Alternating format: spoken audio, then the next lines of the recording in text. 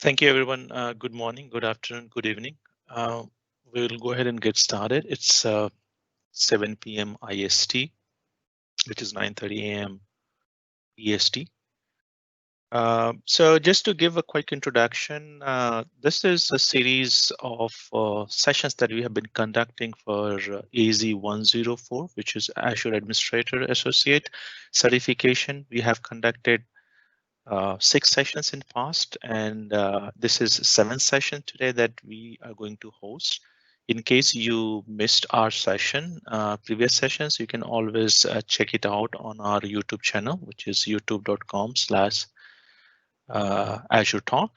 That's where you will find the recording of all previous session. So today's session, is going to be seventh and the second last session, and after that, we'll have one more session. And these sessions are conducted every Sunday, 7 p.m. IST. So if you, in case you have not registered, please go to azureeasy.com and then go ahead and register for the last session. So you have to register for individual sessions so that you can receive notifications and meeting invite. So with that, I will get into the let's talk about the AzureTalk core team, and this couldn't have been possible. So this is a team effort. All people have come together and they contributed to make this possible. So the team members that I really want to call out is you can see me. My name is Neeraj Kumar. I'm an MCT, Microsoft Certified Trainer, and also Enterprise Architect. Then Ram Murthy, he's MCT and architect. He's based out of Bangalore too. He's also one of our core team member who has helped us and contributed us. Then we have Ashish Raj. You would have heard him in the previous sessions also. He's an MCT and DevOps architect. He's based out of Bangalore. And then we have Vipin Jha. So Vipin is MCT and he's a trainer. He's based out of Delhi. Then we have Girish and Rahul. So these are AzureTalk core team member. These people help us a lot in terms of putting all the content together and then helping us out. Now again, in case you have not checked out the website, please go ahead and check out the website on azureeasy.com. So just moving on to what are we going to cover today. So in terms of today's speaker, I'm going to be there, and I'll be joined by Vipin Jha. He's our AzureTalk core team, and he's also MCT. So he's going to walk us through. He's going to take us through the session, and then we will also be joined by Kritika Gupta. So Vipin will be assisted by Kritika. Vipin will help us with the the slides, and then Kritika will also join us to session. And then so that's the today's speaker, and then with this I will hand it over to Vipin to lead the session. Vipin, over to you. Thank you, Neeraj, and welcome everyone for this session. So I'm Vipin, and I will be taking this today's session, joining with Neeraj and Kritika. So now, going further for this particular session, before we start, let me tell you about the skills measure for this 104. In this AZ104, as we are delivering this session with the expectation that the people can appear for the exam, for that intention, with that motive, the exam skill sets are measured on these topics, like the first topic, which is Azure Identity and Governance, that has a weightage of 15 to 20%, which is already covered in our first session. Then the second part of this AZ104, that is the compute resources. So we covered this also in previous 2 sessions, which has a weightage of 25 to 30% of weightage in the exam. Post that, you have storage, that in AZ104, the skills are measured based on Azure storage as well, which has a weightage of 10 to 15%. This is also completed in our previous sessions. Then networking is also a second most important topic, which also has the highest weightage. Like compute and networking is two of the most important topic, because these two topics has highest weightage in the exam. So networking is also completed in last two sessions, that has a weightage of 30 to 35%. Now the last skill set that we need to cover for EZ 104 is monitoring plus backup.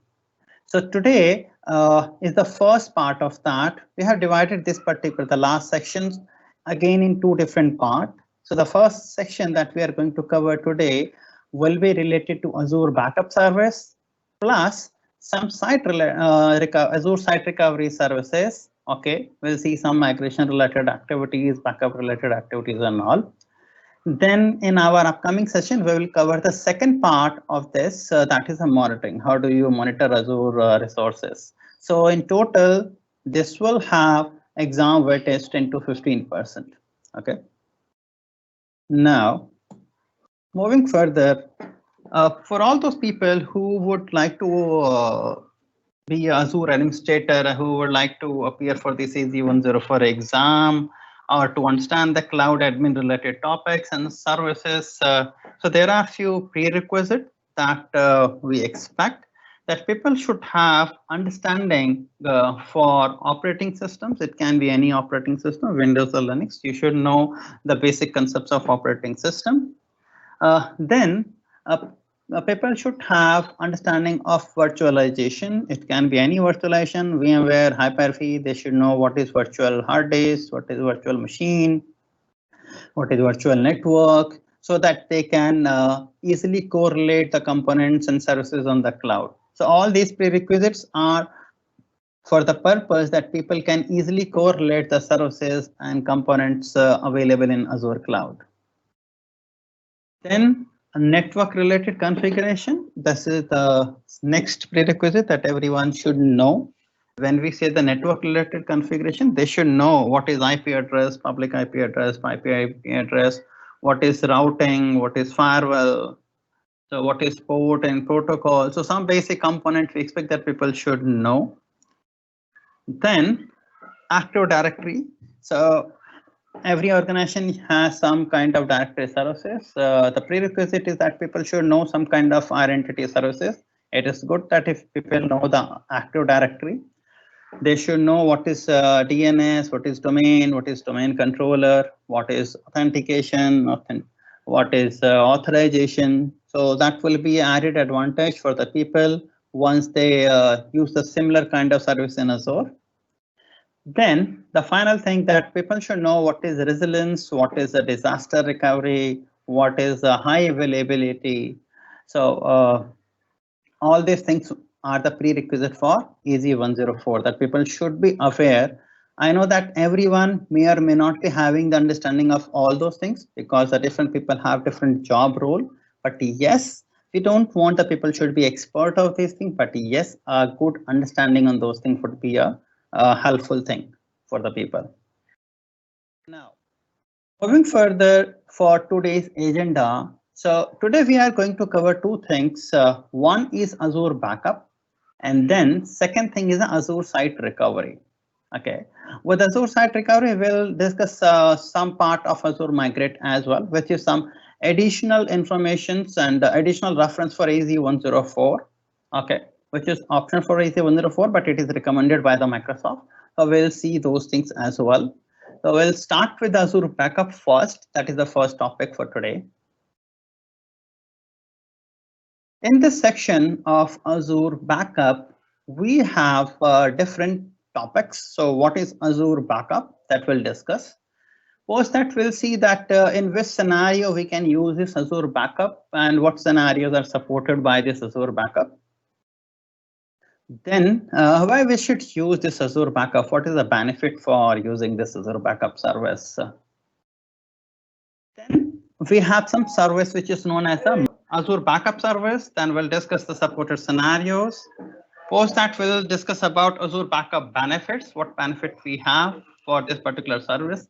Azure Backup use some agent which is known as MARS agent or Microsoft Azure Recovery Service agent. In which scenarios we use it and what is the benefit for that, we'll see that particular thing. Then we have some different servers, that is Azure Backup Server, Microsoft Azure Backup Server. We call it as a MABS. So what is this particular service? We'll discuss on this particular thing. So these are the topics that we are going to cover related to Azure Backup. Now, what is this Azure Backup Service? Begin with this. This is a built-in service in Azure. So you don't have to create some virtual machine, or you don't have to create any dedicated backup solutions. It's easy, simple to initiate and start. It's a built-in service in Azure. It provides a secure backup. Okay, secure backup means your backup will be secure with Microsoft encryption keys. Okay, another benefit for backup using Azure Backup is what? So this actually is a zero infrastructure solution. So zero infrastructure means you don't have to build any backup server, backup master server, media server, and nothing. So that's how we call it as Azure Backup. This is a zero infrastructure solution. Then it helps you. What is Azure Backup? So it is actually a self-service backup and restore. Self-service means Microsoft will give you a portal. You can manage your backup. You can manage your restores. Okay, you don't have to be dependent on the Microsoft any provider on that.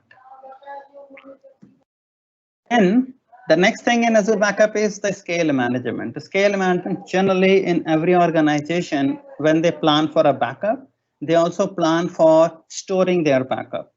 And they store the backup in some tape drive, some storage, and at time to time when that storage is utilized, so they need to plan for upgrade for that. They need to plan for adding more storage in the environment. So you don't need to worry on that particular thing. So scale management is easy here. Okay. And comparatively, if you see then your on-prem backup solutions and Azure Backup, it's comparatively much lower, and you can predict the cost here as well using the calculators. Then, in which scenario we can use this Azure Backup service? So the first thing is, if I have some virtual machine in Azure, it can be any virtual machine. It can be my Windows machine. It can be my Linux machine. So if my virtual machines is on Azure, in that case, I can use this Azure Backup service. Okay, this Azure Backup service will use some extensions for Windows or Linux machines. Okay, using that extensions, you can take the backup for your Azure VMs. Plus, we can also take a backup of files, folders, and system state using this MARS agent. We have a dedicated slide on MARS agent. We'll discuss that in detail. Second scenario, the first scenario was that I have a virtual machine that is on Azure. The second scenario is on premises. So using Azure Backup, you can take a backup of your on-premises resources as well. When I say the on-premises resource, it means I have some files, I have some file folders in some file server, and I want to take a backup of that particular data. So I can take a backup of those things using this Azure Backup service. Plus, I can take a backup of my Hyper-V and VMware VMs as well. In that case, I need to use some agent that is known as a MARS agent. We'll discuss this MARS agent in detail in upcoming slides. So I'm using this word frequently. Plus, Microsoft has some on-premises solution, which is a data protection manager. This is a backup solution by Microsoft. Some organization use it. Okay, so it can be integrated with that as well. How? We'll see that in upcoming slides. Then, Azure Backup Service can also take a backup of our Azure file shares. So in our Azure storage account, if I'm using Azure file share, so I can take a backup of those shares using this Azure Backup.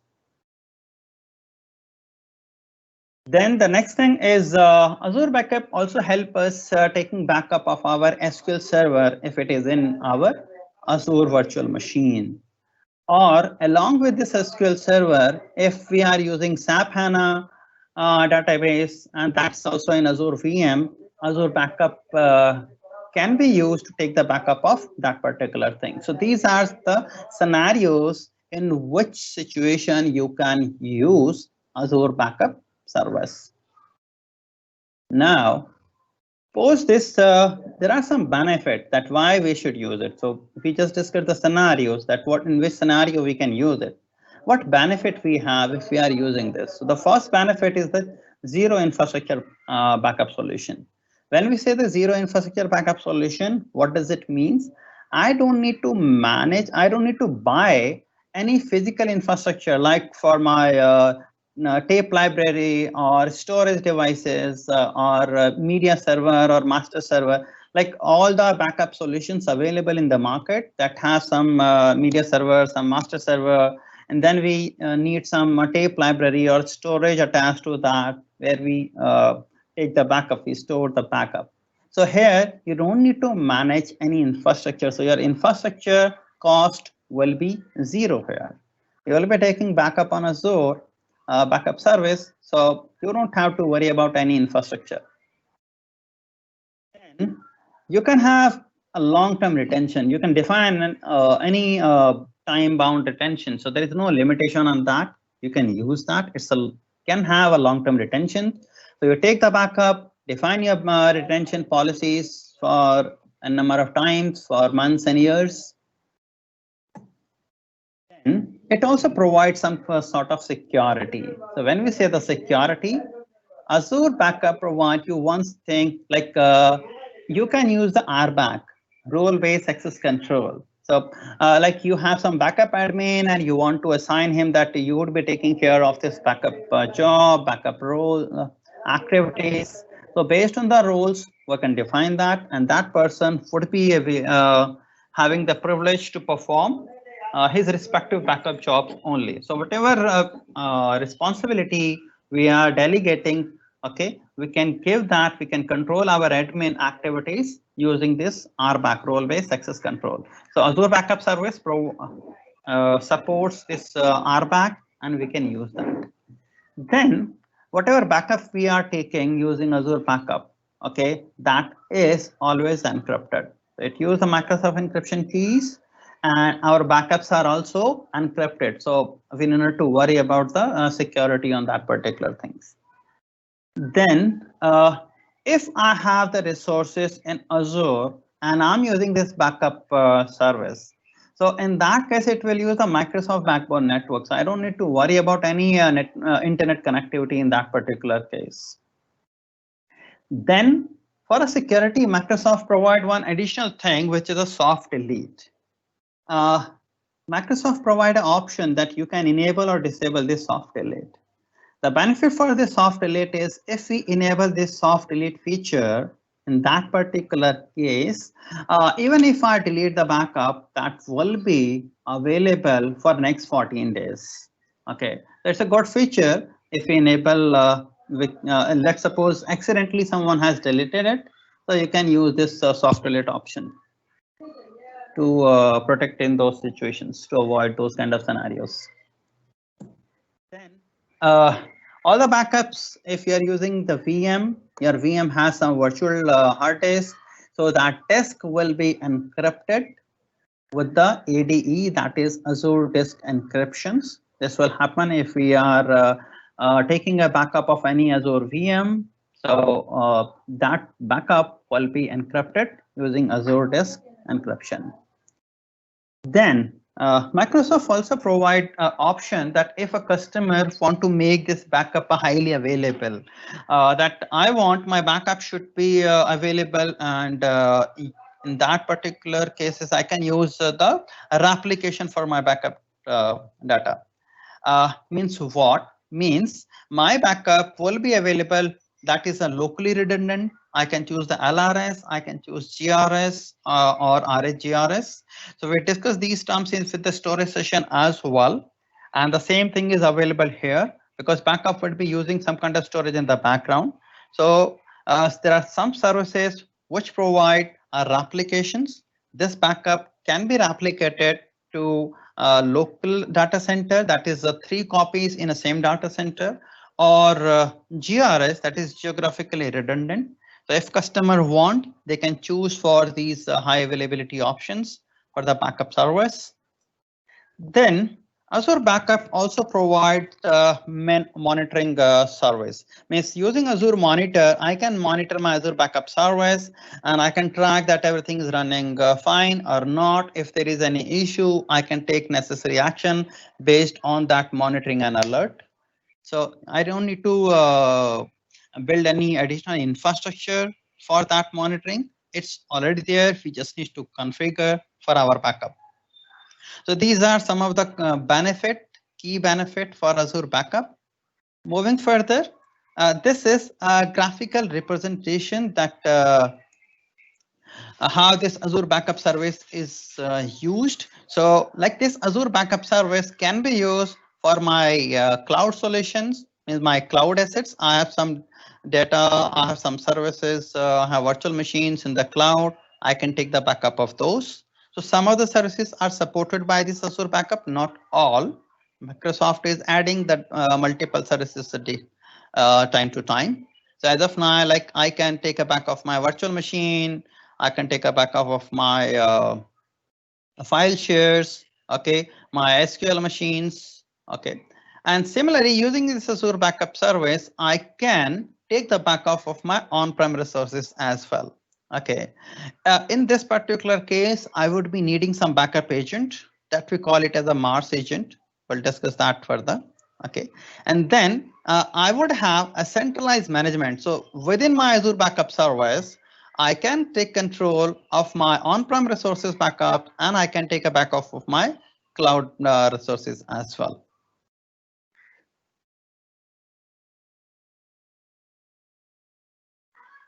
Now, the next thing which I was talking in my previous slides, that is a MARS agent. So what is this MARS agent? We call it the Microsoft Azure Recovery Service Agent. Okay. So what happened, this Azure Backup actually used this particular agent, okay, to take the backup. We require this agent to be installed on my target for which I need to take a backup, okay. Now there are different scenarios for which I can take a backup, like I can take a backup of my files, I can take a backup of my folders, I can take backup of my volume, so in my system, and I can also take my system state backup. We call it as a system level backup. Based on this backup scenario, similarly, Microsoft Backup can be used for offline seeding as well. Offline seeding means what? I have a large amount of data and I want to transfer that data to Azure. Okay, so the one solution is simple upload over the internet. That's another solution is Microsoft has one service which is Azure Data Box. So Azure Data Box are physical storage disk and storage provided to customer when they have a large amount of data. Now, what happens? We can use Azure Backup Service to copy data, to transfer data in Azure Data Box. Okay, and then that data box can be shipped to Microsoft data center, and from there we can connect and use it. So Azure Backup Service can be used for that also. In that case also we need this MARS agent, that is Microsoft Azure Recovery Service Agent. So in short, we call it as a MARS agent. Now, for this MARS agent, once you install it, what would be the restore scenario? So restore scenario would be the same thing, like for what thing we have taken a backup. So for I have taken a backup of my file, I have taken a backup of my volume or system. Okay, system state backup. So in this case, I can restore that data onto the same server or to the alternative server. So at the time of restore, it provides us the option that you want to restore to the same or to the alternative. Okay, and then accordingly you can restore to the same machine or to the alternative machine. Now, next we'll discuss that how this Mars agent backup process works. So how this actually happen, how the backup process happen. For this, what happened? Let's see, I have to take a backup of my on-prem resources. So in that particular case, what will happen within my Azure account? I need one subscription, and here are what I will be doing. I would need to create something called recovery service vault. The recovery service vault is what? Uh, my backup service will be the part of this recovery service vault. Recovery service vault has several things, like one is a backup service, another is a replication or site recovery service. So both the things are a part of this recovery service vault. So what I need to do, the steps would be, first I will be creating one recovery service vault, and then what I need two different things. One, I need a Mars agent, plus I need a vault key, vault credential. So once I create this recovery service vault and select the option backup, in that particular case, it gives us the option to prepare our infrastructure. And to prepare the infrastructure, we need two things. One is a vault credential. Vault credential is required to connect our vault, where our data will be stored, where our backup data will be saved. So the first is create a recovery service vault, then download the key vault there, plus download the agent, the installer agent of Mars. Okay, and in whichever machine for which you want to take a backup. Okay, so this is my machine. In this machine, what I will be doing, I will install that agent. Once I install that agent and configure that, so what will happen? At the time of configuration, it will ask me the vault credential. The moment I provide the same vault credential, it will register my VM. So it will register my VM to my recovery service vault.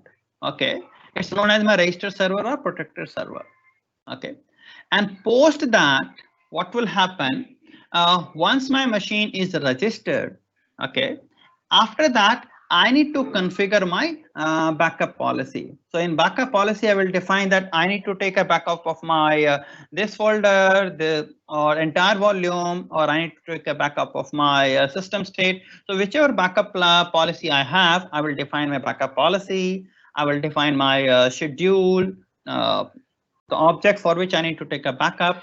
Plus, I also define my retention.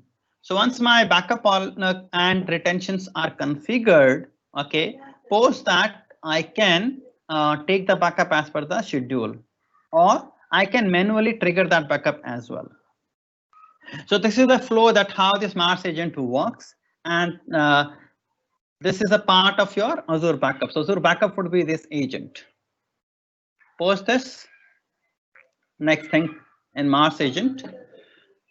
See, in previous slide we discussed about the Mars agent. In this slide we are discussing about the Microsoft Azure Backup Server. See, word look like similar, but both are different things. So Azure Backup is different thing, and Azure Backup Server is different thing. Okay, and now how these things are in which situation we can interrelate these things. So I'm telling you those scenario now. So for many organizations, they use a Microsoft Backup solution, which is a on-prem solution. We call it as a data protection manager. We also call it as a system center data protection manager, which is enterprise solution. Many organizations use it. So for this particular thing, you require a dedicated Windows Server operating system. Then you install this and configure your backup server. So it will be your on-prem backup server. Okay. Now, the second backup solution, that is a backup server solution from the Microsoft, that is a Microsoft Azure Backup Server. Okay, so you can use this Microsoft Azure Backup Server with your DPM as well. Okay, how? So your Azure Backup Server is first thing, like it is your server product. It's not a cloud product. You need to install it on some server operating system as well. And post that, it can take a backup of anything, like it can take a backup of your physical server, it can take a backup of a virtual machine, plus applications as well. It is an app-aware backup solutions as well. So how these things are correlated? So this is what, like if one organization is using data protection manager, the data protection manager will take the backup of their on-premises infrastructure. And how that happens, in that particular case, the data protection will have all that data backup stored there. And now I want that whatever the backup is taken by my data protection manager server, I want that this should be moved to my Azure backup. In that case, I need to install the agent.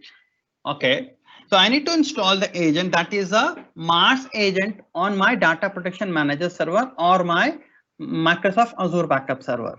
In both the scenario, what we can do, we can first take the backup on DPM server or MABS server, and then from there I can move my backup to my Azure backup service as well. So this is how that the organization can take the benefit for all the backup services. So initially they are taking a backup locally, and then they are moving the backup to the cloud. Okay. So in this particular case, I don't need to install the MABS agent on my all VMs, all my resources. I will be installing this MABS agent on my DPM server or Azure backup server, and from there it will be taken backup as to the Azure backup service. So this is how we use the MABS or DPM. Okay. And once it is moved to the cloud, it is actually a part of our recovery service vault. As I said, that Azure backup is a part of recovery service vault in the cloud. Then Azure VM backup. So what happens when we take a backup of Azure VM? So in that particular case, Microsoft has two different extensions. One extension is known as VM Snapshot.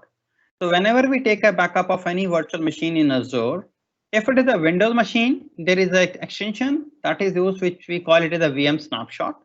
And if it is a Linux VM, in that case, the different extension is there. We call it as a VM Snapshot Linux. So when you create a Azure VM and once you start the backup of those VM, the first time what happened, these extensions are installed, and then only you can take a backup of those VMs. So this is the process that how Azure VMs are backed up. Now, we have seen a different types of backup product in previous slide. Okay, like one is a MABS agent. Okay, let's see some comparison of that. So in what happens in the Azure MABS agent? The benefit is no separate server required. You don't need to manage any server in this particular case. Backup will be stored directly in the cloud in recovery service vault. There is a limitation if I'm using this Azure backup service. Okay, the limitation is I can take backup only 3 times a day. If my requirement is, it may be good enough for any organization, it may not be good enough for some other organization. Okay, so if there is any organization who want to take a backup 4 times a day, 5 times a day, or 6 times a day, this particular solution may not be the best solution in that case. Okay, why? Because currently there is a limitation on Azure backup service that you can take a backup 3 times a day only. Then the next service that we have discussed, that is a Microsoft Azure backup server. So if we are using this service, in that case, what will happen? The first, you will overcome this limitation. So you don't have this particular restriction that you can take a backup 3 times only. You can take a backup more than 3 times also. You can take backup 2 times, 4 times, 6 times, 10 times. So there is no restriction on that particular thing. Second thing, here you can store your backup locally. Okay, and then if you want, you can you want to store your backup to the recovery service vault, that is also possible. So it can store the backup locally as well as to the recovery service vault as well. The limitation for Azure backup server is what? In many organizations, they use some kind of tapes, like some LTO tape drives. Okay, and most of the organization use that. They use either tape drives or they use some storage to save the backup. Okay, The limitation for Azure Backup Server is what? It doesn't support tape drive. It doesn't support tape backup. So you have to take the backup either on a storage which is attached to your, which is connected to your backup server, or to the recovery service vault. So this is some quick quick differentiation between these two backup servers. Now, another benefit for this smart server, Microsoft Azure Backup Server is what? Like for all the Microsoft products, generally you need to buy some licenses. Like for Data Protection Manager, I need to buy a System Center license for that. Okay, this Microsoft Azure Backup Server is a part of Azure subscription, and just because this is a part of Azure subscription, I don't need to buy any separate license. Means I don't need to buy a System Center license for this particular things. Okay, it can be used because with my Azure subscriptions. Now, so based on whatever we discussed till now, there's a quick question. Like using Mars Agent, you have flexibility to schedule your backup 5 times a day, true or false? You can answer this question on this URL, that is https://q.azureeasy.com/1, or alternatively you can scan this QR code from your mobile camera, and the same link will be open in the web browser. So let's take a 60-second, 1 minute of time to answer this question. Post that, we'll see what is the correct answer. I will show you the responses as well.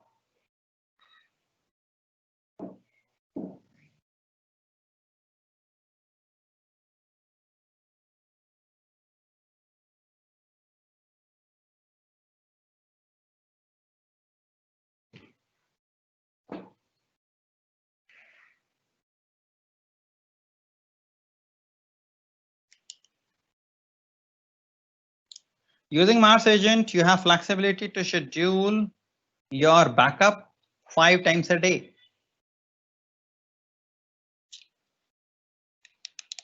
Is it true or false? You can answer this question from this link, https://q.azureeasy.com/1, or scan the QR code.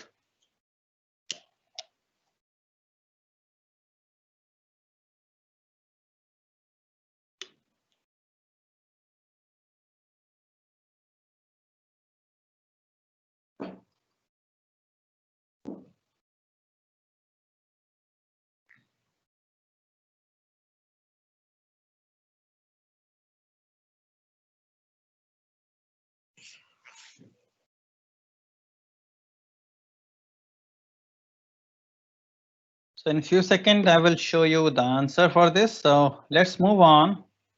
The correct answer is false. Using Mars Agent, if you are taking a backup, you can take backup only 3 times a day, not 5 times a day. Let me show you the responses.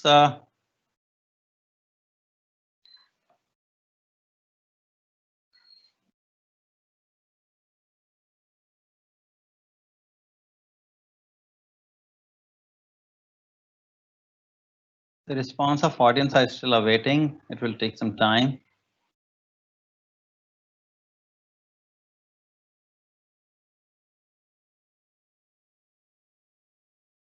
Okay, anyway, we'll move to the next thing meanwhile. So the correct answer is false. Next thing that we'll discuss is our next section is Azure Site Recovery. In this Azure Site Recovery, we'll discuss about Azure Site Recovery. What is the site recovery? Then we'll discuss about replication scenarios. It has some replication scenarios. It's used for replication for making your DR site, disaster recovery sites. So we'll discuss about that.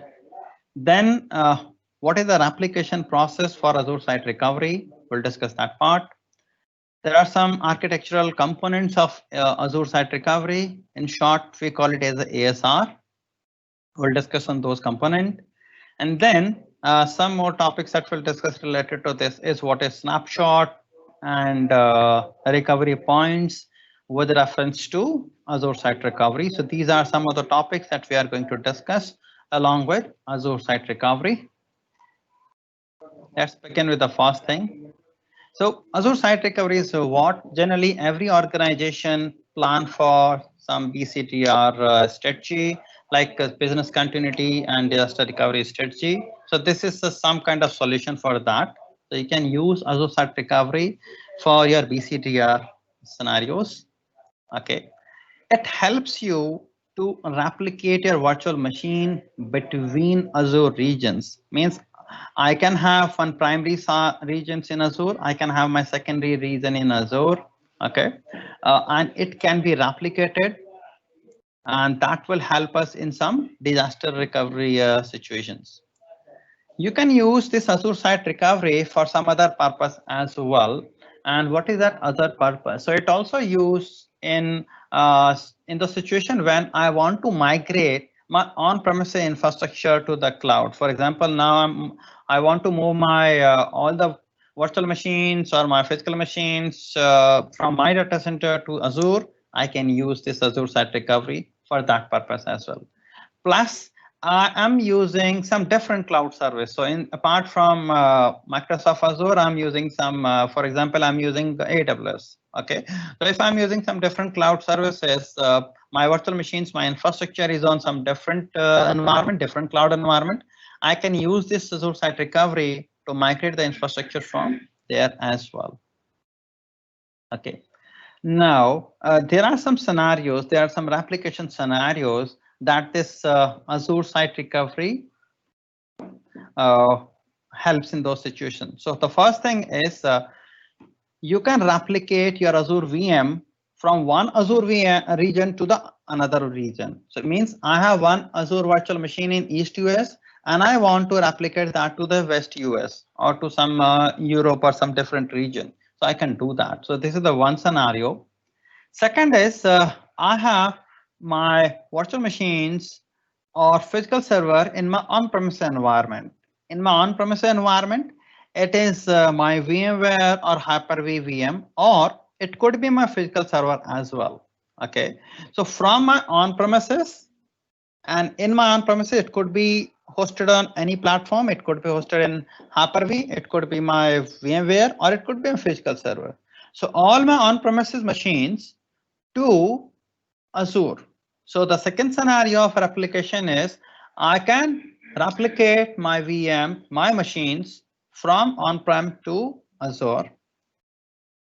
Then it also support now that I have some instances, it's a Windows instances currently, which is in AWS. I can replicate that to Azure. So from AWS, you can replicate to Azure in case of Windows instances with the help of Azure Site Recovery. Then Azure Site Recovery also helps you to make your DR. For example, I have my two different on-prem site and I want to make my one on-prem site as my primary site and another on-prem site as my secondary DR site. Okay, so Azure Site Recovery can help you in those situations as well. So in those situations as well, like one primary site, that is my on-prem primary site, and second on-prem primary site, that will be my second site would be my DR site. Okay, so you can configure that also using this ASR. Now, how this Azure application will work? What is the process for that? So the process for that is what? If you want that, I want to replicate my virtual machine between Azure regions or from on-prem to Azure in every situation, what will be the process? What will be the flow for that? So the moment I enable the replication of my VM, okay, so the first thing I need to enable my replication. Then what will happen? There will be an extension installed on that particular VM. This extension is known as Site Recovery Mobility Service Extensions. Okay, once this extension is installed on a VM, okay, what this extension actually do? So this extension actually register the VM to the site recovery. Okay, and once that machine is registered with the site recovery, the replication process begin. Now, once the replication process begin, what is the next step? In that case, what will happen in my source region? There will be a storage account created that is known as my cache storage account. So first, the data will be, my disk will be stored in my cache storage account, and from there it will be replicated to my target, my secondary site. So this will be the flow. So first it is saved to cache, and then cache will send it to the target account, the target storage account. Okay, then what happened?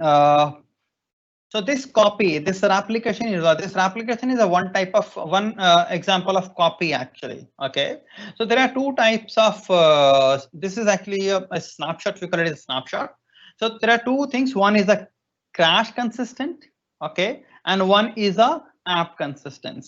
Okay, you can configure app consistent or you can leave it to the crash consistent. Okay, the difference between those is what we are going to discuss in upcoming slide, that what in which scenario we can use crash consistent or in which scenario you can use the app consistent. So crash consistency is actually which takes the just a snapshot of a disk for that particular moment of time. Okay, but it is not taking any data in the memory. Okay, app consistent is something which is a crash consistent plus the data in your memory as well. Okay, we have a dedicated slide. We'll discuss the same thing again. So this is a process that how this application work. Okay, let's see the same thing in the diagram as well. So here in this diagram, you will see I have two environment. One is my source environment and one is my target environment. Okay, in my source environment, I have these two virtual machines, and these virtual machines, okay, are part of one availability set. Okay, now this availability set is optional. You may or may not have it. Now these two virtual machines has some disk. Okay, so what will happen? First, these disks will be cached. The data will be cached to this storage account. Okay, and once this is cached here, then the data will flow to my target environment. Okay, target environment will also have my disk, that will also have the target availability set, that will also have my virtual machine that will be created from these replicated disks. Okay, so this is a flow that how this application works. And what happens if my primary site is down? If my primary site is down, using the site recovery, I can immediately do a failover. Okay, so now whichever data is cached, that is flowed to my target account. Okay, I can immediately switch over to my target environment. That is your secondary environment. Now, further, there are few architectural component related to Azure Site Recovery we should know. So what is that? So in nutshell, if I say one is a source environment, one is a target environment. Okay, so this slide is actually a part of two things. One is source environment, one is a target environment. So in your source environment, what you should have your virtual machine in the source region that will have some storage, that will have some network. Okay, and that will have some cache storage account. So cache storage account is a dedicated storage account where your data, your disk will be cached, and then from that cache storage account, your data will be flowed to the target region. Now in your target environment, what you need? So you would be needing one target subscription there as well. It can be same subscription, it can be different subscription. Then I would be needing one target resource group in my secondary site as well, in secondary region as well. I would need one virtual network in target region. I would need one storage account in my target region where the disk will be replicated. Okay, and that will be and that storage account will have your replica of your disk. Then if you are using availability set or availability zone in primary region, in that case, your secondary region should also have availability set and availability zone, so that your VM can be created in availability set. Okay. What happens when we do a failover, and what happens when this replication happens to the secondary side? All these target resources are created in my target region with a suffix of ASR. So if I have a resource group in target environment, in that case, the resource group name will have a suffix of ASR. My virtual network will also have a suffix of ASR. My storage account, all those services will have a suffix of ASR in the name. Now, so as I said, this replication is what? This replication is like copy of something. Okay.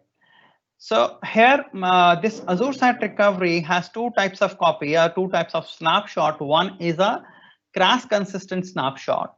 And crash consistent snapshot is what? It captures the data which is in the disk for that moment of time. Okay, and it doesn't include which is available in the memory for that time. So it doesn't include any memory, it doesn't include any transaction. Okay. Plus, once you use this snapshot, it doesn't guarantee the consistency of your operating system, or it's not giving you the guarantee for your app aware things. Okay, why? Because it is not taking a snapshot for something that you have in the memory. Okay, for that we have something called app consistent snapshot. So you can enable this app consistent snapshot. Okay, in that case, what will have, it will take your crash consistent snapshot plus the data in the memory as well. So whatever the data, whatever the transactions are in the memory, it will take that as well. So these are the two types of snapshot that we have. Then whenever we do a BCD, or like business continuity planning, disaster recovery planning, we always speak about, okay, what would be the RTO, what would be the RPO. So these are the two components that we should know, that what is the meaning for that. One is a RTO. So in any kind of DR plan, disaster recovery plan, we always focus on these two important things. So when we say the RTO means the recovery time objective. Means if in case of failure, if I want to do a recovery, disaster recovery, how much time, what would be the time it will take to recover my infrastructure? What will be my recovery time? Okay. Then the second thing, the second factor we generally consider there is a RPO. RPO is what? RPO is a recovery point objective. Means, okay, I would be recovering my infrastructure. So can I recover my infrastructure 100%, or can I recover my infrastructure for what moment of time? Means, let's suppose my data is replicated 15 minutes before or 1 hour before. So would I be able to recover my 1 hour before data, 15 minutes before data? Do I have to face any loss? So this is like, what is the acceptable loss? What is the time of loss? What is the amount of loss that any customer can bear? Okay, so this is the point. Okay, I can recover till this point. So that is a recovery point objective. Then failover and failback. So failover is what? In site recovery, Microsoft has this option, failover and failback. Both things are available, and you can do this failover and failback from the Azure portal and immediate with a single click. Plus, when you select this failover, what happens? You also select that, okay, I need to do a failover to this recovery point. Okay, till this recovery point, I want to recover my infrastructure. Okay, and once your failover is done successfully, in that particular case, let's suppose my primary environment, which is my production environment, which has some issue, which is failed. And because of that, I have done the failover to my secondary site, my disaster recovery site, okay, or secondary region. And once my primary site is up, there is no issue now. I want to switch back to my primary site. That process is known as a failback. So failback is simply the reverse of your failover. Okay. Once your failover is done, Post that, you can do a failback immediately whenever you want to do that. Post this, if any organization want to plan for this DR, so what you need to do. So this is a quick summary for that. What component you need to configure. You need to configure your target resources. You need to configure and organize your target resources. When we say the target resources, we discuss all those components in our architectural component slide.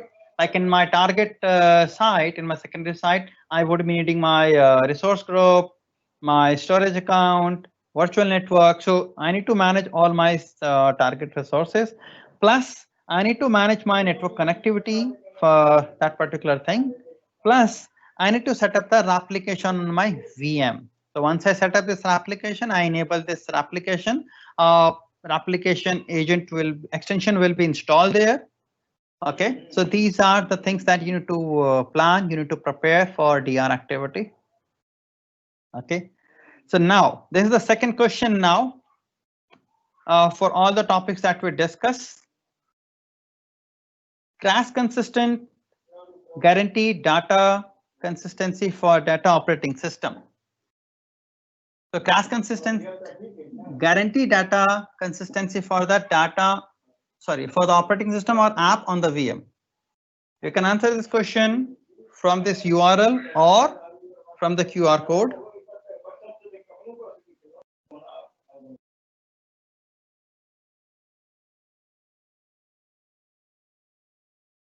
Either use this QR code or open this link https://q.azureeasy.com/2. You have 1 minute of time, 60 seconds. Post that will answer that.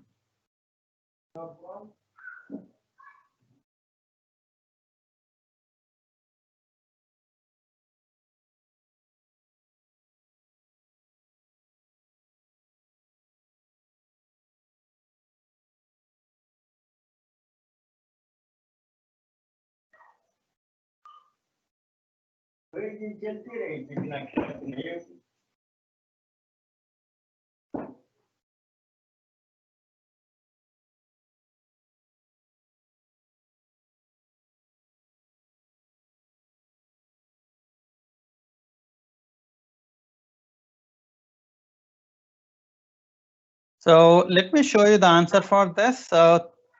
Crash consistent doesn't guarantee you the consistency for operating system or for the app. In that case, you should select the app consistent snapshot.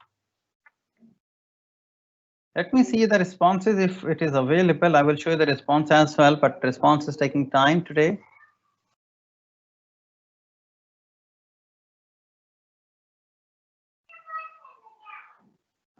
The audience response is not available. Might be there is some issue in the background. So no worries. Let's continue the topic. Next thing, the final section for today is Azure Migrate. Now, what is this Azure Migrate? This Azure Migrate is something which is a centralized platform, centralized hub for your assessment activity and your migration activity. For example, if any organization want to migrate their infrastructure from their on-prem to the cloud, they have to do assessment for their environment. And once the environment has the assessment report created, based on that, they plan that, okay, should we migrate or we should not migrate, which migration solutions we should use. So this Azure Migrate is a solution which is a common page, common hub, centralized hub where I can assess my environment, plus I can migrate as well.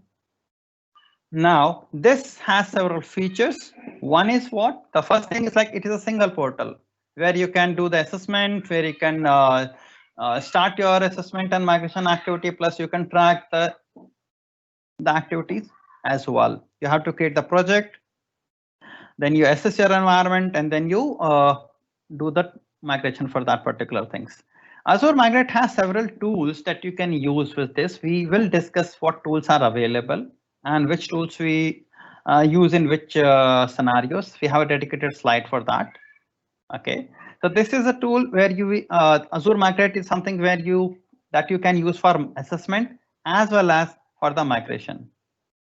Okay, and what you can assess, what you can migrate, you can assess your servers, you can assess your database, you can assess your web applications, you can assess your virtual desktops, and you can migrate all these things as well using Azure Migrate. Okay, you have some data saved in your storage and all, so you can assess those things, plus you can do the migration for those things as well. Azure Migrate has different types of tools which is available, plus it also supports some independent vendor tools as well. Now, the first thing that we have here is a Azure Migrate Server Assessment. So this tool helps you doing assessment for your infrastructure. So if you have Hyper-V environment, if you have your VMware environment, if you have physical server environment, so this will discover your environment, plus it will do the assessment for that. And that assessment will tell you that what is the compatibility, what is the recommendations and all those things for the migrations. Once your assessment is done, you can use the Azure Migrate Server Migration tool. Okay, so this is a different tool that will be used to do a migration of my server. Once my assessment is successfully done, then I can use Azure Migrate Server Migration tool to migrate my server. Okay, so the first two tools which I discussed are related to my server. This server means my machines. It can be my Hyper-V, VMware infrastructure. Okay, then we have something called data migration assistance. Okay, plus the Azure database migration service. So data migration assistance is something that you use for your database assessment. Okay, once the assessment is done for your database, then you can use Azure database migration service that helps you to migrate your database. Like you have your SQL database, you want to you have SQL servers and you want to migrate to the Azure. Okay, then we have something called migrate. So migrate is what it is a different product. It was not a Microsoft product in past. Microsoft acquired this product in 2019. Okay, this is a tool that we use for assessment. This is an assessment tool. Okay, so people can use this particular tool as well. Now it is acquired by Microsoft. So common tool for assessing multiple things. Then we have something called Web App Migration Assistance. So Web App Migration Assistance is something that helps you assessing all the web servers in your environment. And then once you have done that, you can migrate that. Then you can also use the Azure Data Box. So Azure Migrate is also a platform where you can use Azure Data Box if you have a large amount of data to move to the cloud. This is the final question for today. Which tool you would be using to migrate SQL database to Azure? Azure Database Migration Service, Data Migration Assistance, Azure Migrate Server Migration, or Web App Migration Assistant? So which would be the best tool that we can use?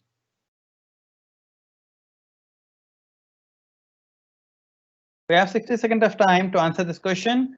You can answer the question from https://q.azureeasy.com/3, or alternatively, you can scan this QR code from your mobile camera.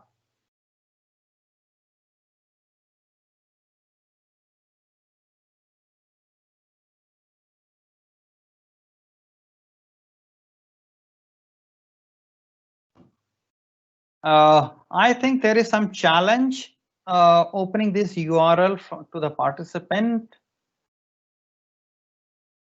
So no worries, I will show you this answer for this question. The answer for this question is what? The answer for this question is, if I have to migrate my SQL database to Azure, so I will be using Azure Database Migration Service that will help me to migrate my database. Okay. Now, with this, we'll take a short break of 10 minutes, and post that we'll see how we can migrate our on-prem infrastructure to cloud.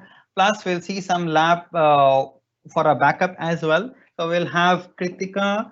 She will show you the demo for that particular thing post break. Okay, so we have a 10-minute of break from now. Let me. Sorry. We'll be back in 10 minutes.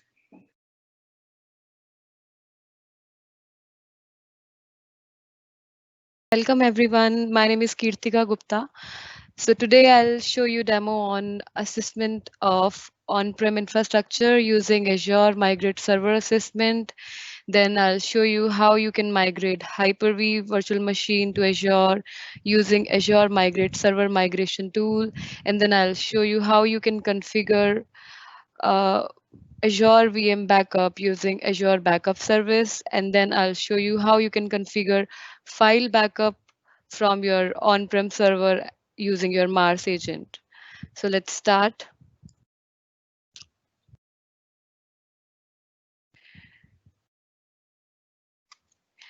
Yeah, so first of all, for the migration process, I'll be using Azure Migrate Service that is provided by Microsoft, which helps enterprises to know their which helps enterprises to know how their on-prem workload will perform and how much they will cost if they will host an Azure cloud, right? So basically, Azure Migrate helps with the planning of cloud migration. It actually does not transfer on-prem virtual machine to Azure. So the main prerequisite for this process is you need on-prem environment, maybe your Hyper-V manager, maybe your physical servers, maybe servers from a different cloud provider, maybe like from AWS, GCP, anything. And another part is you need Azure Migrate project. So in my case, I am having this Hyper-V manager. You can see it on this. I'm having these 4 machines in my Hyper-V and one migrate appliance. So you can see I am having 2 web servers, one SQL server, and one is Ubuntu, right? And I'll talk about this Azure Migrate later, right? So, and also I have logged into Azure portal on this particular Hyper-V manager. So you can see. So now the next part is we need to have Azure Migrate project in place. So go to this Azure Migrate and click on servers.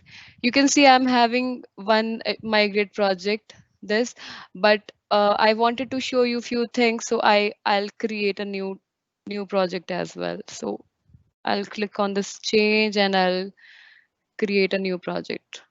Yeah. So let's suppose I am creating it as test RG and project name is anything. You can take anything. It depends on your environment, maybe your application. You can take any project, right? And I'm taking the geography as US and click on create. Deployment initialized, submitting.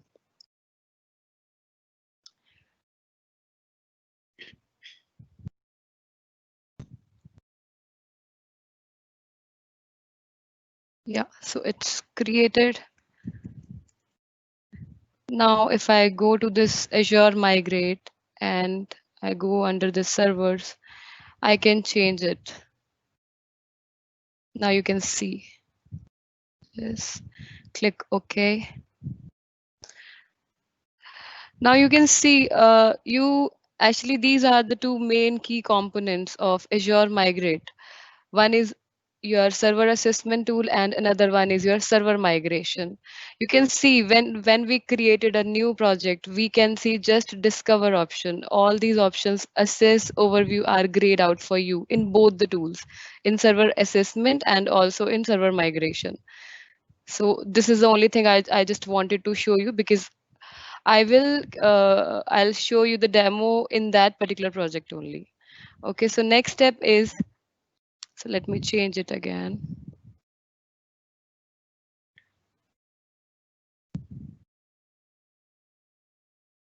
Yeah, so now first step is you have to discover your servers, right? So you have to click on this discover. Now you can see discover using appliance. Yes, are your machines virtualized? You will get these options, so you can choose as per your environment, right? So in my case I am having Hyper-V, so I'll choose this. Yes with Hyper-V. And then next is generate Azure Migrate project key. You have to give the name of your appliance in this, and then you can just click on this generate key. I have already done this part, but yes, this key will be needed to register your Azure Migrate appliance with Azure Migrate project, right? So you have to do this in advance and save that. And also when you generate this key, what it actually does is it actually create a key vault in the backend, and it will create one certificate in the backend. That certificate will be responsible for the connection of your Azure Migrate appliance with Azure Migrate project. Yes.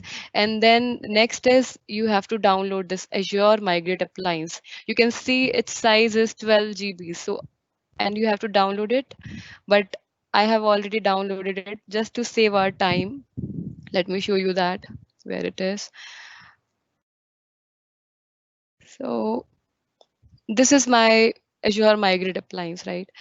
Then next step is you have to import this virtual appliance. I have already imported it, but yes, I'll tell you how you can import it.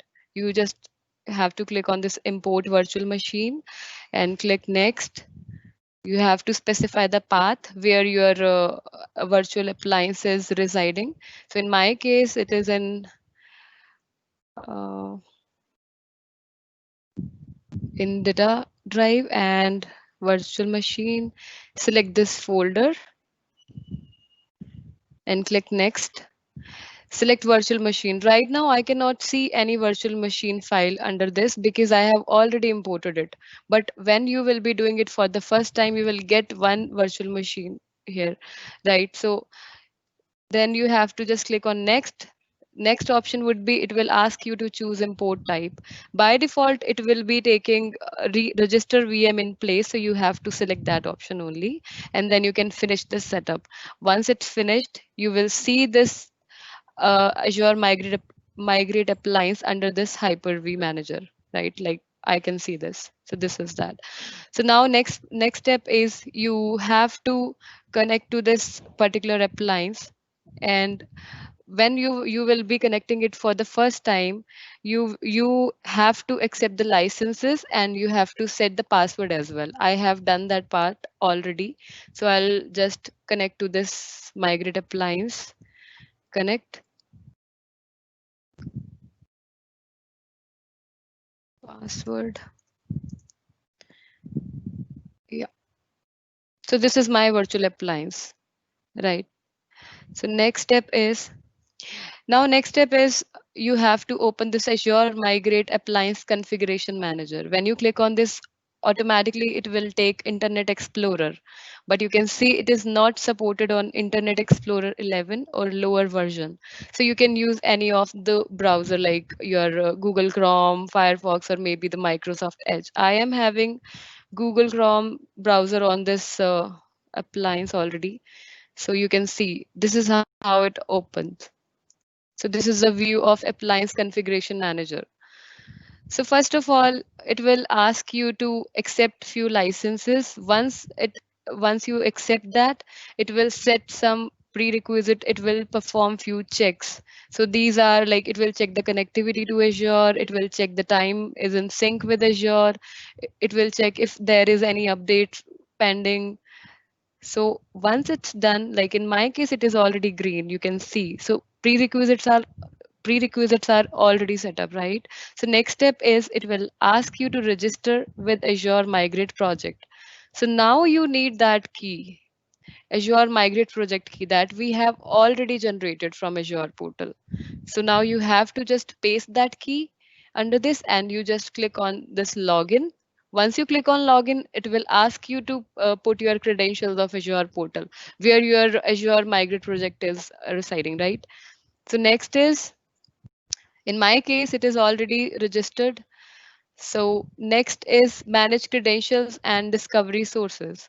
So now you have to provide your Hyper-V host credentials for discovery of Hyper-V VMs, which are under your Hyper-V manager. So I have already added my credentials, but I'll show you how you can do that. You just need to click on this add credential. you have to provide a friendly name. Like in my case, I have given this name, and then its username, and then password, and then save it. That's it. I have done this. And next, I have to provide Hyper-V host or cluster details. In my case, I am having Hyper-V host. So either you can put your IP address of host or FQDN. So in my case, I have provided the private IP address of Hyper-V host. You can see here, and you just need to click on validate. It is already validated. That is why you can see revalidate option, and then click on start discovery. It will take few minutes actually. So you have to, that is why I have already done this setup already. So next is in this part, what you have done so far is you have imported your Azure Migrate appliance, and then you have registered your Azure Migrate appliance with Azure Migrate project, and then you have started migration assessment discovery process. Once this discovery is completed, you will see, let me go back to Azure portal, and yeah, you will see few numbers under this discovered servers. Like in my case, it is showing us 5 numbers, and also these options assess and overview are now enabled, right? So if I click on this 5, you will see all those 5 things, like 4 servers and 1 virtual appliance. You can see that here they are, and this is your appliance name, right? So after this, now you have to create migration assessment. So next, for creating assessment, you have to click on this assess option, and yeah, so you have to enter some assessment details like assessment type, Azure VM, Azure VMware solution. In my case, I'll choose Azure VM, and then discovery source. Yes, you have these options. We are not importing machines. We will use machines discovered from your from our appliance. So I'll use that.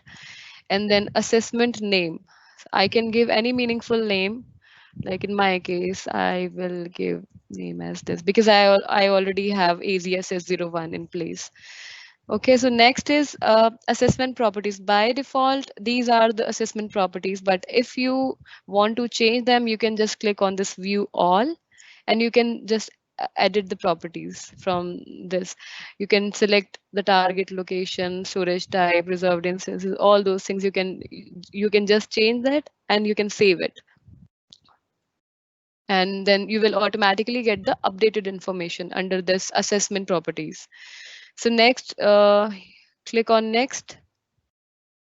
Now select or create a group. If you are working on a very big project where you have to migrate like hundreds or maybe thousands of servers, you will create small groups, and you will migrate. Uh, you will not migrate all those servers in one go. You will migrate them step by step, right? So those groups maybe depend on application or maybe the environment, right? So let's create a group, and appliance name is this.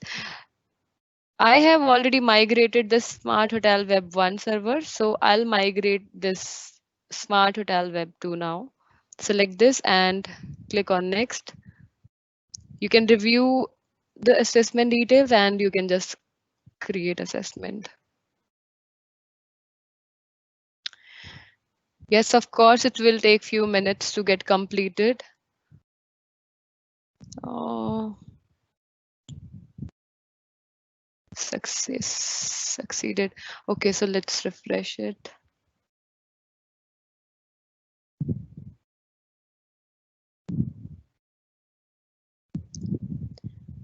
Refreshing tools. Uh, it should be 2 in groups and assessment. Yeah. So now you can go inside this assessment.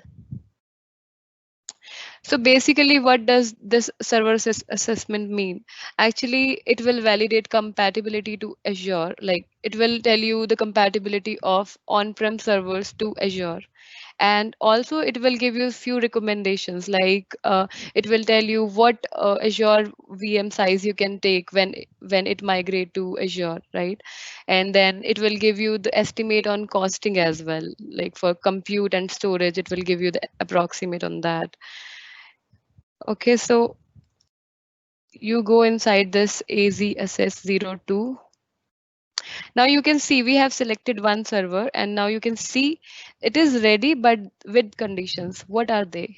Click on this and you can see. So it is saying that unsupported boot type. So why it is saying that? Because right now on your on-prem server, your boot type is EFI. It is saying, it is recommending us to change its boot type to BIOS, because Azure only supports BIOS boot type. So it is recommending that to change the boot type of virtual machine before migrating to Azure.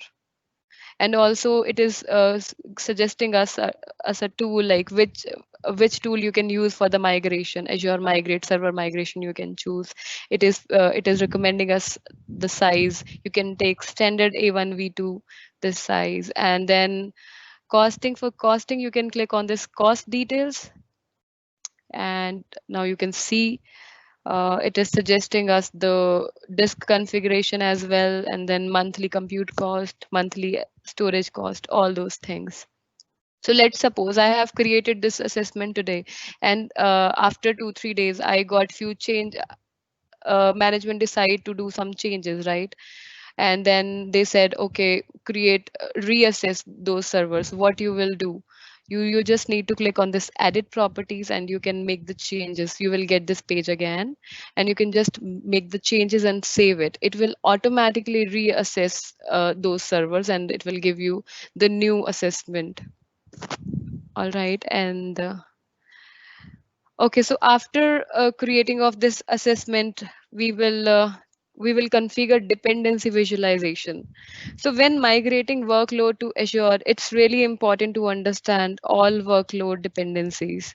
Broken dependency could mean that your application would not run properly in Azure, right? So you have to visualize the dependency as well. So for that, what you can do is you can just go to the groups and select your group. In our case, it is group 02. And now you can see for dependencies agent based, it is asking us to install one agent, right? So you can, and also right now, if I'll click here, this view dependencies, see, you cannot explore anything under this right now. But once you install these agents, like you have to click on this agent. And yes, so next step is you have to link your OMS workspace as well.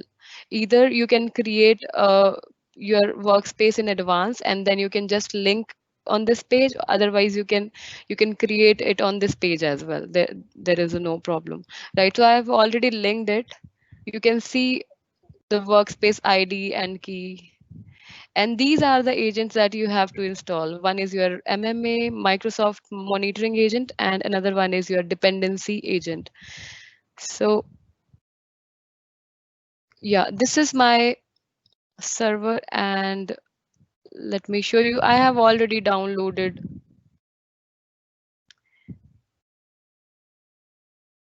I have already downloaded these agents. So this is my MMA setup. Let's install this. Click on run.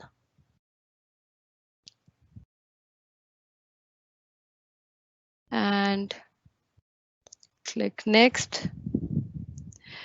It is asking us to accept the license terms. I agree. And you can take the default settings next. Now it is giving us agent setup options. We are using Azure Log Analytics right now, so I can choose this option. Connect the agent to Azure Log Analytics. Click next. And now it is asking for the workspace ID and key. So I can copy this, and I can just paste this and copy the key.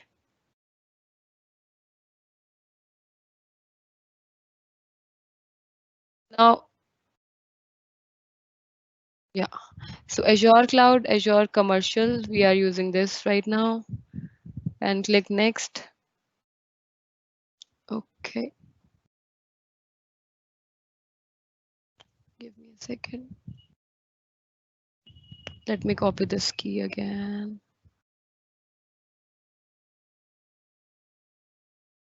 Click next. Workspace ID should be in format.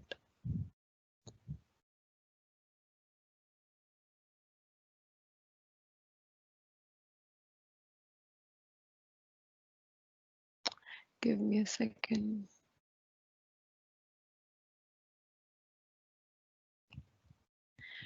Workspace ID, agent management.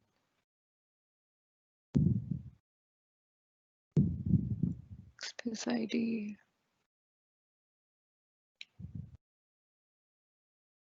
Yeah.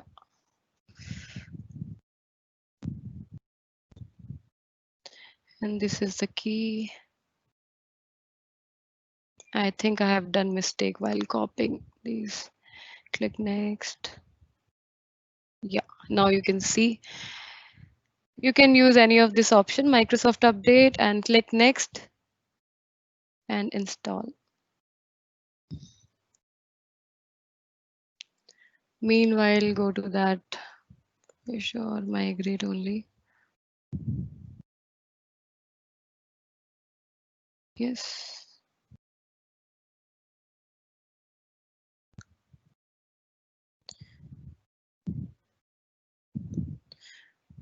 Once its installation is done, we will proceed with the installation of dependency agent after this. Removing backup files. Okay, finish. And now next is install dependency agent Windows. Run. I agree.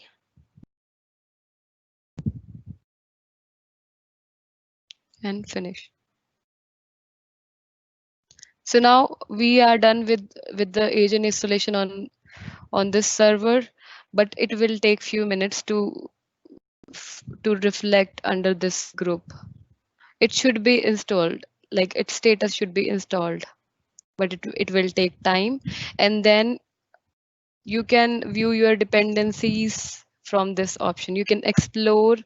Uh, you can explore your dependencies visualization from this option. So meanwhile, we proceed with the next part. So our first step is done, like our Azure Migrate Server assessment part is done. So next part is this Azure Migrate Server migration. So before proceeding with this, I wanted to tell you, like, you have to create few things in advance. Like you have to create a storage account that will store your server data while migration, and then you have to create a virtual network and then a subnet. That virtual network will be used by your migrated VM when they are migrated to Azure. Actually, Azure Migrate will just create VMs. So no, so next disk, all other resources should be created in advance. Like if you want your server in Azure should be in availability set. So you have to create availability set in advance. So I have already created my storage account and VNet as well. You can see this is my storage account, and VNet, I have created this VNet. Yeah, it is having two subnets. One is for web and another one is for database. Yes. So let's go back to Azure Migrate.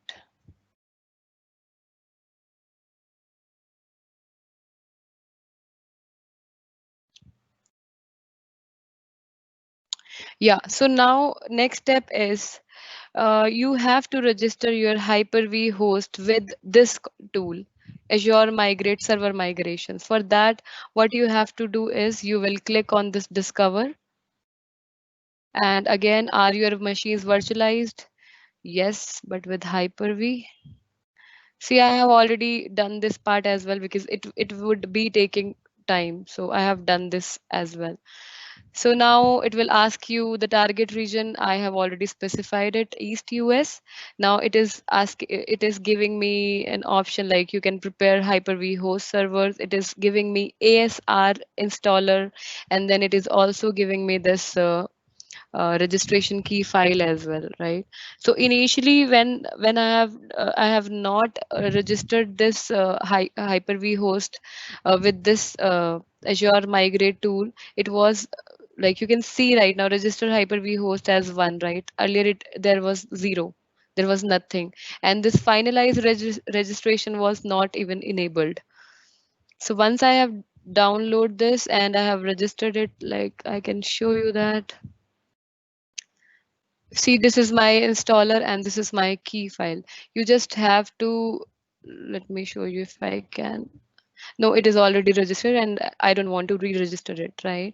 So it is just a normal installer. You have to provide the options like, do you want Microsoft updates? You can choose on, off, whatever you want. And then after installation, it will ask you to register. There you have to browse this key file, and automatically your subscription, your vault, and your Hyper-V site name would be reflected on that.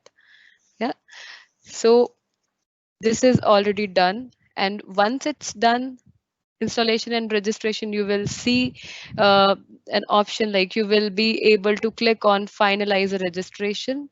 In my case, I have done that before, so I cannot show you that right now. Okay, so next step is, let me check if that is done.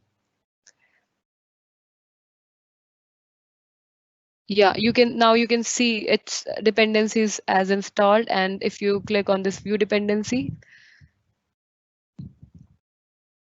you can see this flow chart and you can just explore this.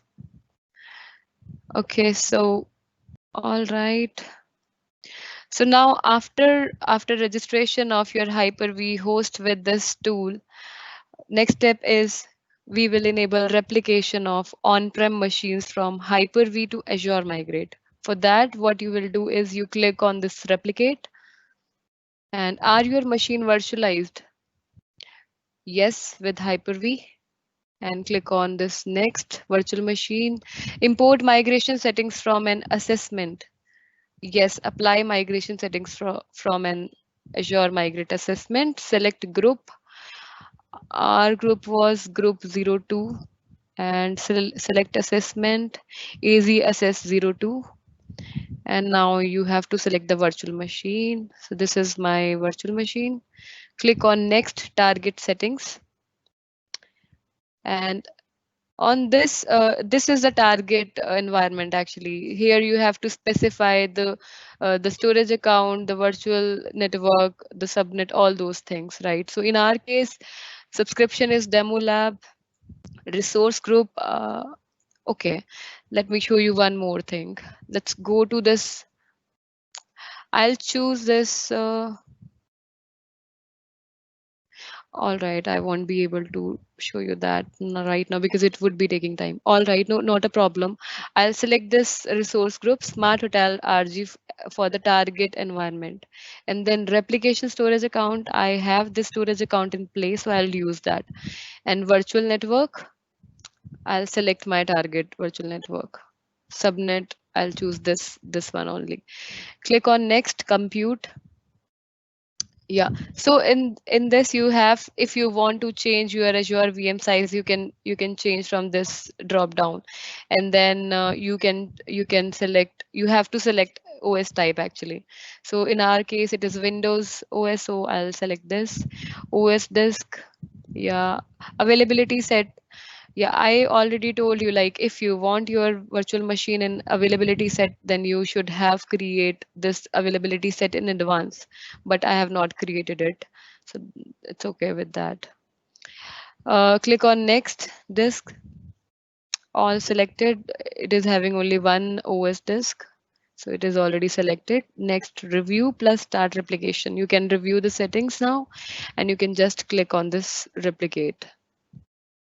So we have triggered our replication job. It would take few minutes.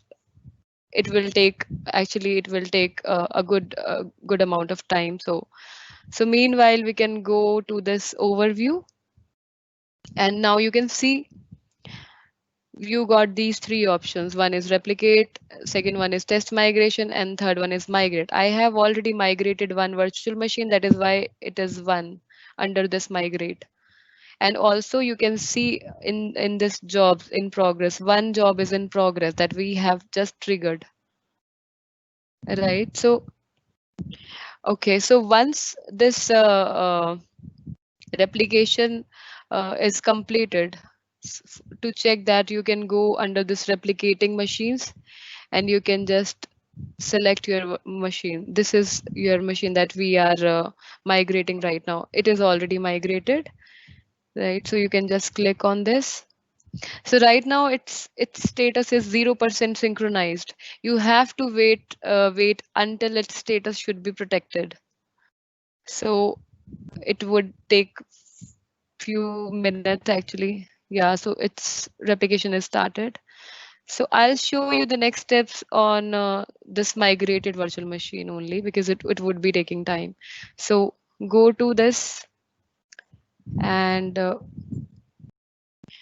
now next step is you have to configure static internal IP address of your virtual machine. So for that, you have to go under this compute and network.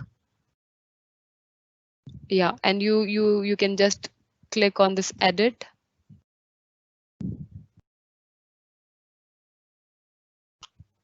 And under this NIC, you can click on this internal NAT switch, and you can provide the private IP address that matches your on-prem IP address for virtual machine, right? So this is all. And next final step is your server migration. So, okay. So for server migration also, you have to go to this overview, and then yes, in production, you have to perform your test migration as well before the final migration. So you can use that. We are doing demo, so I have not done test migration. So once your application is completed, your status should be in protected state. You will be able to migrate it. You just need to click on this migrate, and it will ask this like shut down machines before migration to minimize data loss. I would say yes, and then you can just select your virtual machine. You will see your replicated items under this virtual machine, and then you can just click on migrate, right? Once you do this, you can monitor the progress as well. From where you can check that, you can just click on this jobs, and you can search for planned full failover. Like in my case, this was my planned failover, right? So you can click on this, and you can see you have to wait until the status of all these jobs should be successful. And once this is successful, you can just go to virtual machines, and you will see your machine under this virtual machine. You can uh, you can you can go inside your virtual machine, and you can check its NIC, its IP address, all those things. You can validate that. So this is all done for migration process. And okay, so next is we will move forward with the backup part. I'll show you how you can configure backup on Azure Virtual Machine. Okay, so I am having one demo machine. So this is my demo machine. I will use this machine to perform the backup. Okay, so I have already accessed it. So first of all, what you have to be in place is your recovery services vault. So let's go and create a recovery services vault. Click on add, and I can create a new test RG01. Okay, and I can give it name like backup RSV. Okay, test RSV. And location I'm taking as East US. Click next, tags. I'll put some tags and review plus create. So you can review the settings and you can just click on this create. Initializing deployment, submitting it, deployment in progress. Yeah, so it will take few minutes. Yeah, it's done. We can go to the resource.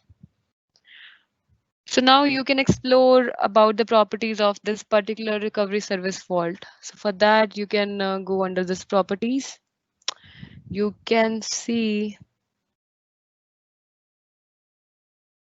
if I if I'll click on this update backup configuration, you can see your storage replication type should be either LRS or GRS, right? So you can right now it is geo redundant, so it's okay.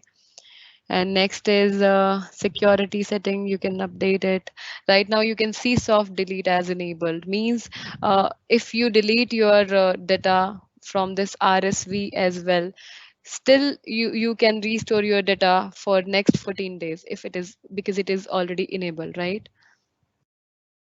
All right, then next let's move forward to configure backup on Azure virtual machine. So for that you have to just click on this plus backup.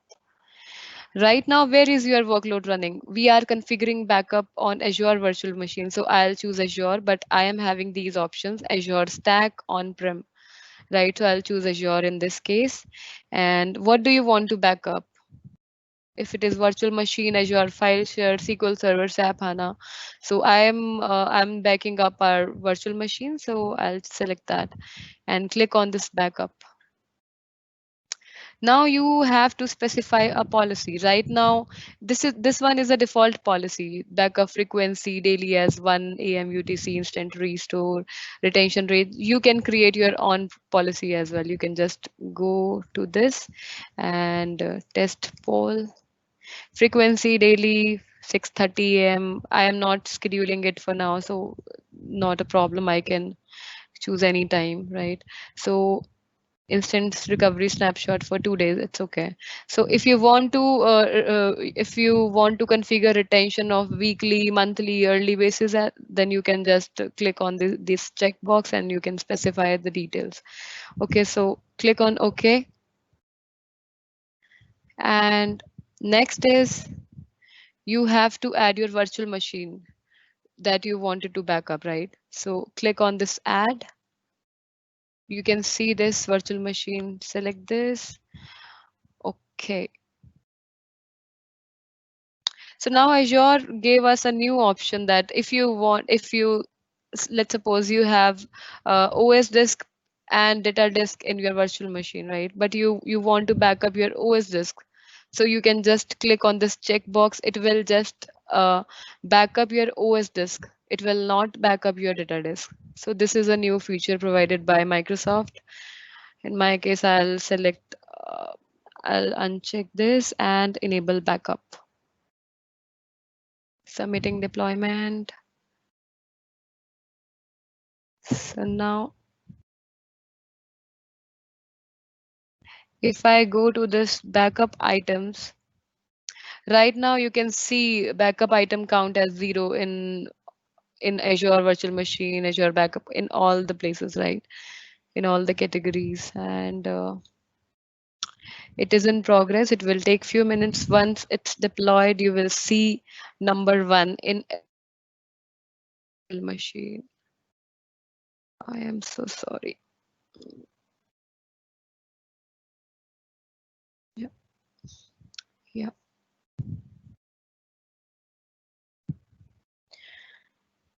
So it's still in the deployment in progress.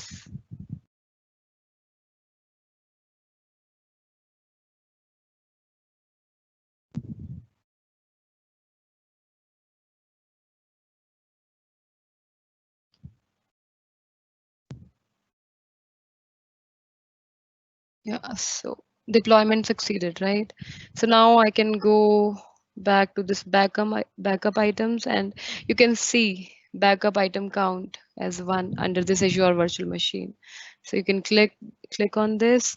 Now you can see backup pre-check are passed, but last backup status is giving us a warning that initial backup is pending. So you have to trigger initial backup manually. So click on this, and you can just click on this backup now. Retain backup till it's okay. Click OK. So now if you want to monitor this backup job, from where you can check that, you can click on this view all jobs, and now you can see backup is in progress. If you click on this, it will show you that it will take snapshot first, and then it will transfer your data to vault. So it is in progress and it will take time. So meanwhile, we'll move forward with the file backup of on-prem server. So I'll use our Smart Hotel Web 2 server that I try to migrate, right? So for that, what you can do is go back to this recovery service vault and click on overview. Again, click on this plus backup. Now, where is your workload running? I would select on premises. And then what do you want to back up? I'll select files and folders, right? So, but if you want something else, then you can choose from these. And then you can just click on this prepare infrastructure. So now it is asking us to download this agent for Windows Server or Windows Client. This is our Mars agent actually. Okay, and also it is asking us to download, if you have downloaded this Mars agent, you can download this vault key as well. So if you click on this plus and download it, it will be downloaded.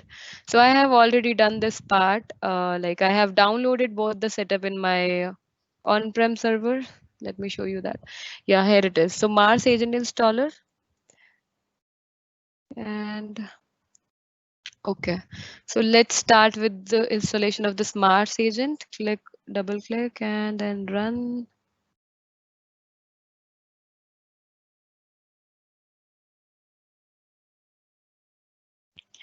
Installation folder, cache folder, I'll take the default settings. Click on next.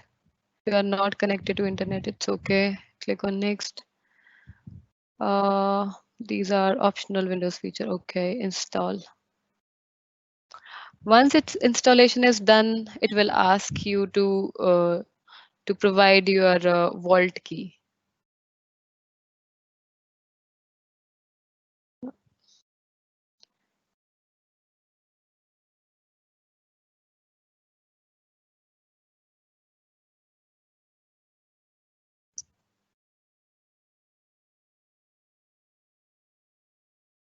It will take few minutes. Yeah. So now it is asking us to register it to our backup vault, right? So that key is required to register this particular server with Azure Backup Vault. So you just need to click on this proceed to registration, and then you can browse your key file, download this.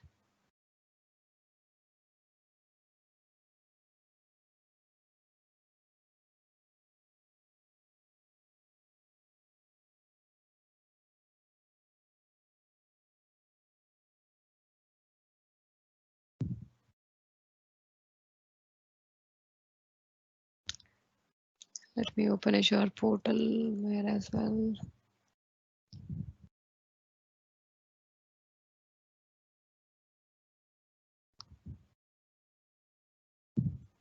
Recovery service vault, test RSV, plus backup. It is still validating. I may need to provide the new vault credential. So premises, files and folders, pair infrastructure.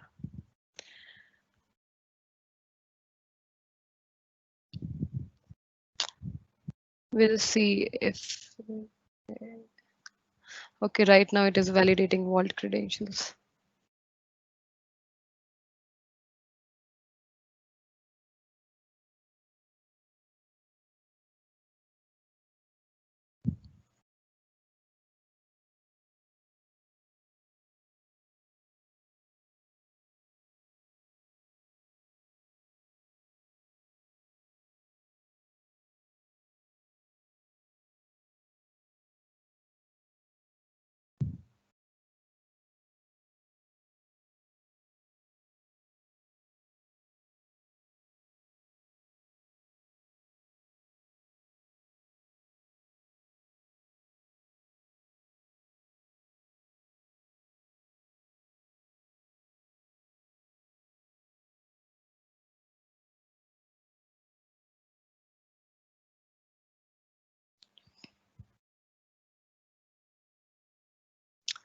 It is taking some time. Sometimes it takes time more than our expectations. So let's wait.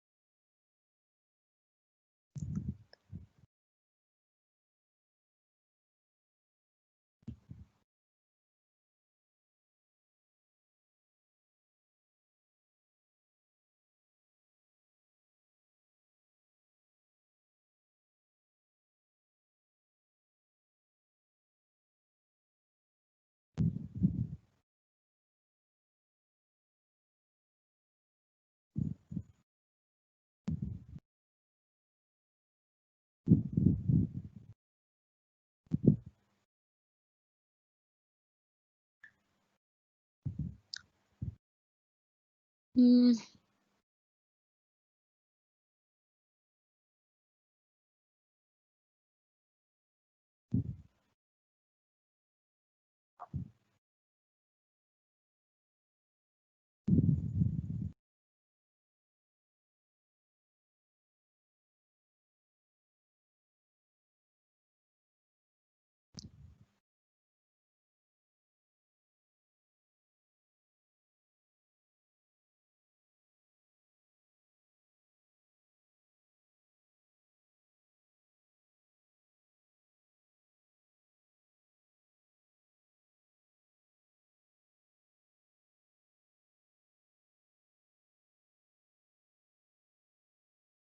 It is still validating. We have to wait until, yeah. So invalid, yeah, because I have selected my old credential file. So let me select the new file. Yeah, so this is the right one. Now it is validated, right? So click on next, generate passphrase. Now it is asking us to save the passphrase, because if you lost this passphrase, there is no option uh, to restore it, right? So make sure you are saving it. Mm, okay, so let me create a folder called passphrase. Click OK and finish. It is giving me this warning that you have selected a location on this machine to store the passphrase. There may be chances that it can be compromised due to ransomware attack. So this is that warning. So do you want to continue? Yes.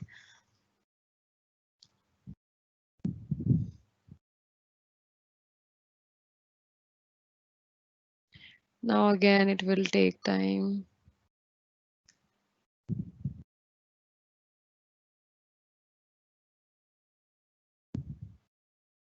Registering this server with Azure, Microsoft Azure Backup.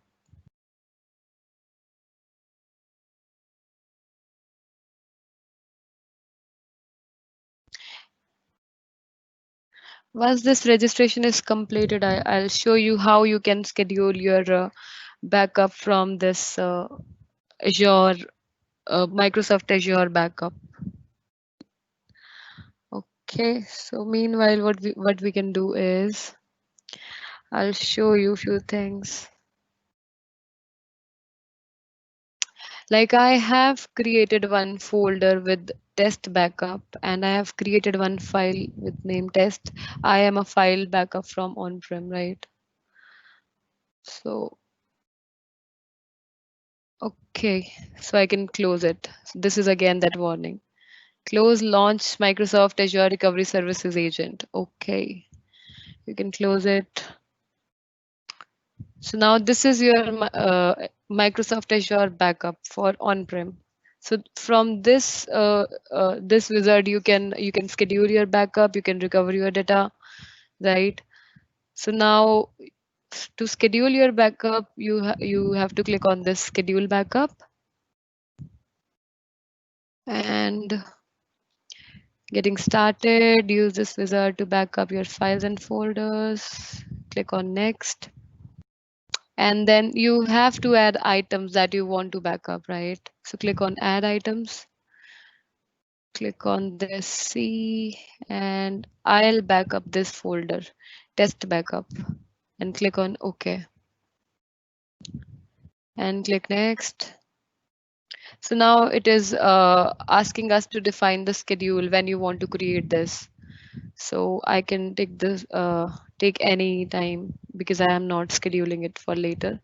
So click on next. These are the settings you can also modify as per your choices, and then click on next. It is asking me like if you transfer over the network, if you want to transfer over the network. Yes, I want to opt this option, so I'll select this only. Click on next. Policy type files and folders, and you can now finish. You can review the settings that we have selected and you can just click on this finish.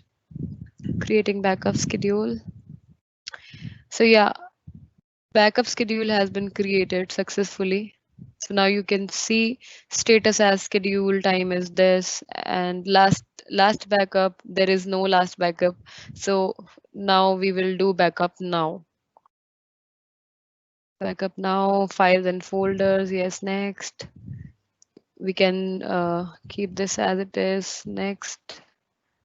So it is giving me the backup items that we have selected. We have selected this folder to for the backup, right? So you can just click on this backup and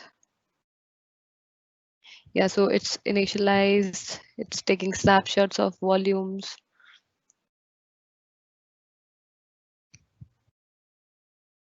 Preparing storage. Data transfer is 0 KB for now.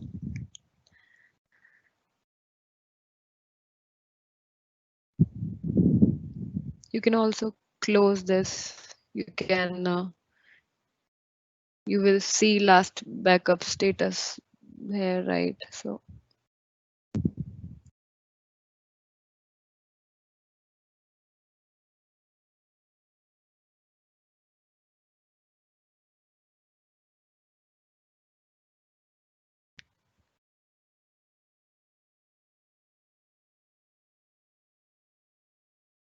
yeah, so now you can see data transfer completed. You can click OK and see the status is successful and the time was this. So now I'll show you how you can recover your data. So let's go to this file explorer and let's delete this file. So this was the content. I am file backup from on-prem, right? So I'm deleting this file. Okay, so now you have to click on this recover data. It is asking us if you want to recover this data to but this server only or another server. I want to recover this data on this particular server only. So I'll click on this next. Individual files and folders, click on next. Fetching volume, select the volume. See, yeah, so I can opt these options only. So let's mount it. So what it will do, it will just mount a temporary drive which is containing your backup, and you can just go inside that drive and you can just copy your data from there. So let's get it completed. It will take few minutes again.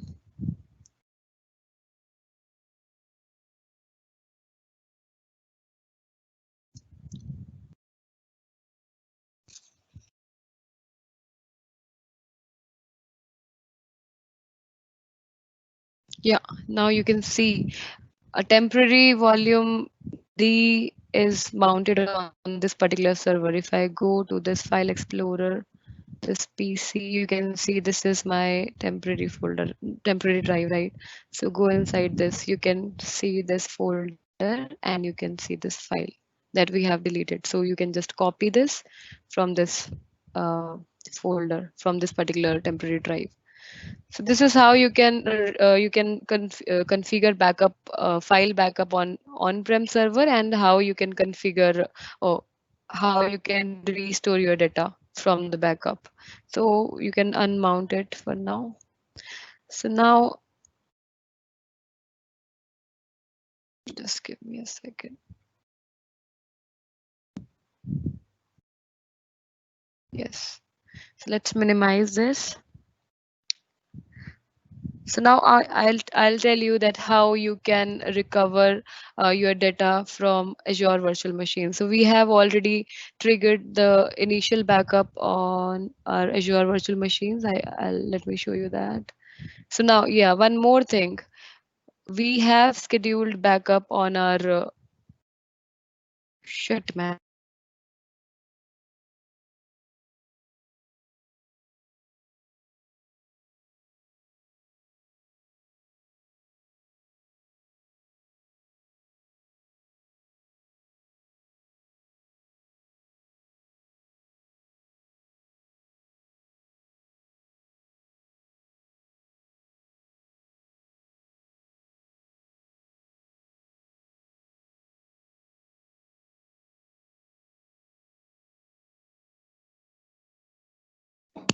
I think Kirtika has some issue, technical issue.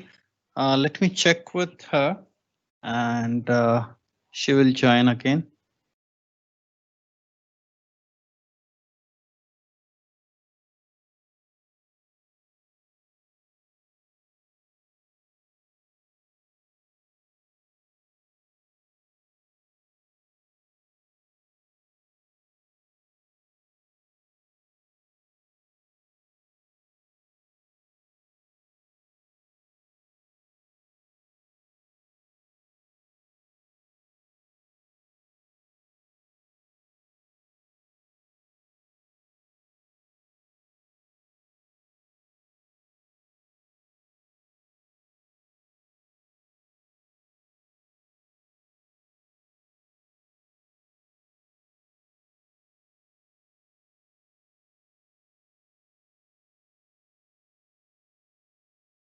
So Kritika got disconnected. She's joining again.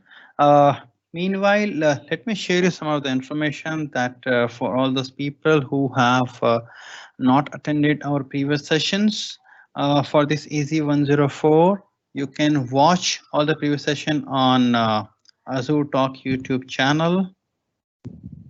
I am so And sorry for the interruption, okay, so Vipin. Kritika is back now. No problem, Kritika, you can continue now. Yeah, thank you.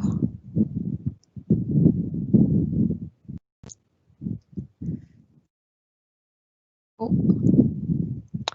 So yeah, on this page, I just wanted to show you, like, we have installed Mars agent on our on-prem server, right? So now you can see one backup item count in Azure Backup Agent. So if you go inside this, you can see we have backed up C drive, and this is a protected server and all those things. So you can get the details from here, this portal as well, right? So next, I'll show you that how you can recover your data from Azure Virtual Machine. So we'll go to Azure Backup. I'm so sorry. Azure Virtual Machines. And now you can see last backup status is succeeded, right? So this is my server that I have configured backup for. So if I go to File Explorer, I am having these drives. So I have created one folder test backup again in the F drive, and I have created one file as test I am from backup, right? So let's delete this file. Okay, let me maximize this. Let's delete this and minimize this. So now what you can do is you can go inside this and you can click on this file recovery. And now you have to select the recovery points. So right now we are having only one recovery point. So I can select that. And now I have to download this executable. It will automatically generate one script and a password to run that script. So please wait for a few minutes.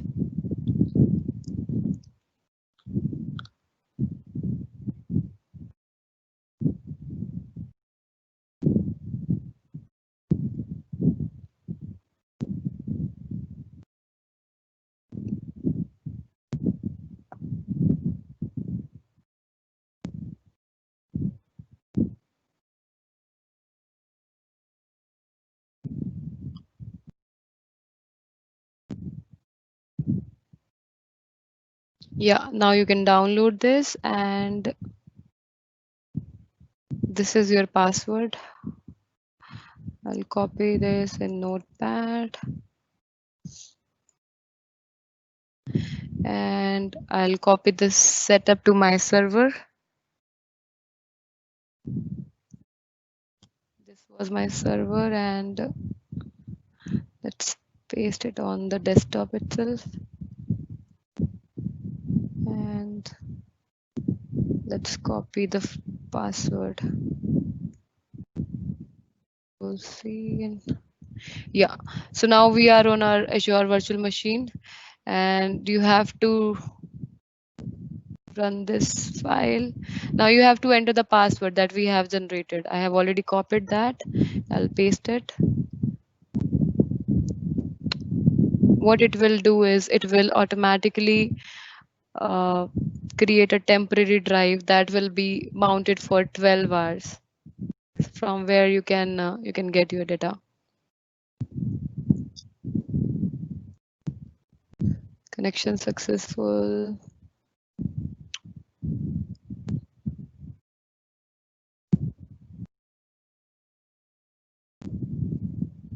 Yeah, now you can see we got these drives. So you can just select your drive. My file was under this F drive, so I'll select this one. I'll go inside this. I'll go inside this folder, and then I'll just copy this file and paste it. And one more thing, this would be mounted for 12 hours, and also it is suggested if you want to copy big size of files, then you can just restore the whole VM. From where you can do that, you can just go to Azure portal again and click on this, and now you can restore VM. Select the restore point. We have one restore point right now. Select it, click on OK. And now you got two options. Either you can create a new virtual machine from this backup, or you can replace the existing disk, right? So you can uh, you can do as per your choice. So this is all done from my end for today's session. So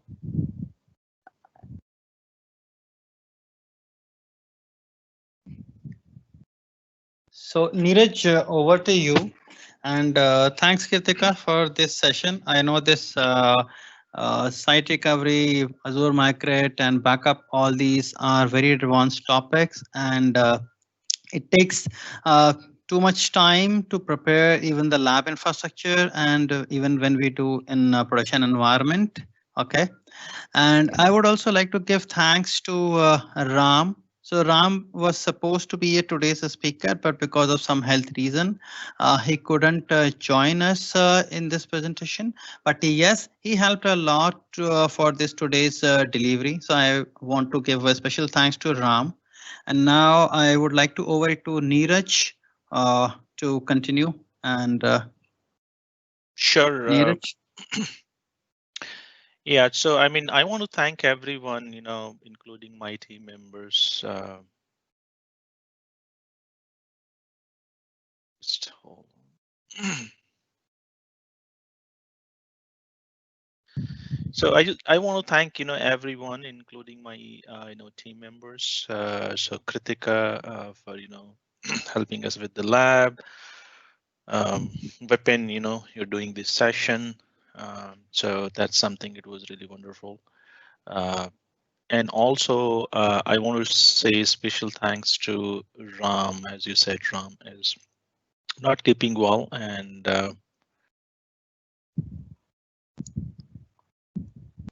so I just want to make sure that Ram is, despite the fact that he's not keeping well, he has contributed, so it means a lot to us. So like as I always said, it's a team effort. It's not a one person. We all have come together to deliver the experience and deliver the sessions on this, and this couldn't have been possible without the help and the support of all the Azure Talk core team members and also extended team members. And I also want to really call out the contributors in these sessions. So Bipin, Kritika, and Ram, and I hope Ram recovers well. He had been sick for almost 2 weeks, but he has never gave up, and whenever he had energy, he contributed a lot. So thank you, Ram, for helping us out. And at the end, I want to say thank you to all the participants and audience, for joining our session today. And this is our second last session, and we will have our last session next Sunday. And after that, we'll conclude AZ104, which is Azure Administrator Associate Certification track. Post that, keep an eye. You can visit our website, azureaz.com. And if you go in upcoming events, you will see the events, and we have some Azure DevOps sessions planned up next month, so just keep an eye and don't forget to register there.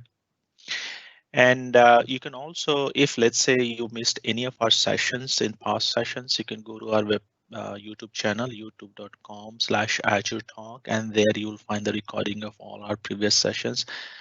In case you want to connect with us, our LinkedIn coordinates are on the screen, so you can connect with me. My LinkedIn is linkedin.com/in/Neeraj Kum, and then for Vipin is Vipin Kumar Jha. So you can connect with him too. And if you want to connect with Kirtika, it's Kirtika Gupta. So you can go and connect with us on LinkedIn. We'll be more than happy to accept your connection request. Also, we have Azure Talk Telegram group. So it's an instant messenger based, which is purely focused on Azure, and it's a community-driven IAM-based instant messenger-based community group for technical questions that you can post there. There are more than 8,000 members out there. So in case we couldn't answer any of your questions today, or you had any pending questions related to today's sessions, feel free to join our Azure Talk Telegram group and post your questions. So you will need the Telegram app on your phone if you want to join from your Telegram from mobile. You can also access it from the browser also. So please do feel free to join our Telegram group, and you will be able to get answers to most of your questions, and the community members are very helpful. They are very encouraging. They support you. You can ask any kind of question. No question is stupid questions. We highly encourage you, all of you, to join our Azure Talk Telegram group. And also, don't forget to check our website, which is azureeasy.com. There we keep posting all our previous recordings, or will also the links will be posted there, and all other details will be there. So at the last, I want to say thank you to the team. Thank you to the audience, and thank you everyone. And I wish you a great weekend, and have a safe and sound weekday start tomorrow. So thank you everyone for taking out time from a personal time on weekends and joining our session. I really appreciate it. Wish you all good luck, and next Sunday will be our last session. Post that, you can go and register for your exams, and then let us know how it goes and how was the experience. If you have any feedback, don't forget to send us your comment on YouTube channel, and then let us know what we could have done better, and we will look into all those feedback and try to incorporate in next session. So thank